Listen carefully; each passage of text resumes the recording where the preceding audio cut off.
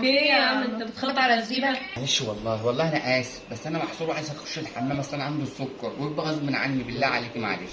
معلش والله العظيم مش هينفع، اصل احنا قاعدين لوحدنا واحنا بنات والمفروض انت تكون عارف. يا بنتي خلينا ندخله ونكسب فيه ثواب، عنده السكر. يا بنتي احنا بنات قاعدين لوحدنا مش هينفع ندخله، نكسب فيه ثواب، خلينا ندخله بس. طب ماشي معلش يا كابتن اتفضل. شكرا، ربنا يخليك يا رب. معلش والنبي الحمام من هنا. طب اتفضل. شكرا. مفيش نشوف كده، كلم بقى الريس يشغل الكاميرا من عندي. يا بنتي مش المفروض ان ما كناش دخلنا الكابتن اللي جوه دوت لحد يعدي من قدامنا بالصدفه كده يقول قاعدين ناس وما فيش حد جوه معانا؟ يا بنتي ثواب عند ربنا. ماشي، ما انا عارفه ان هو كله ثواب ولا حاجه وكل حاجه، بس يعني اللي جوه ده ايه؟ يا بنتي اللي حصل بقى ثواب عند ربنا، كله عند ربنا.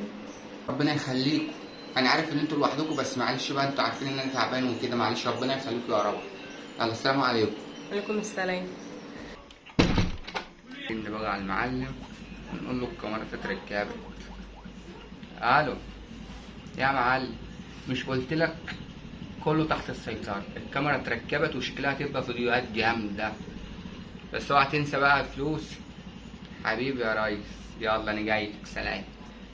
متدخلش حد ما تعرفوش بيتك مهما كان، عشان في الاخر انت اللي هتلبس.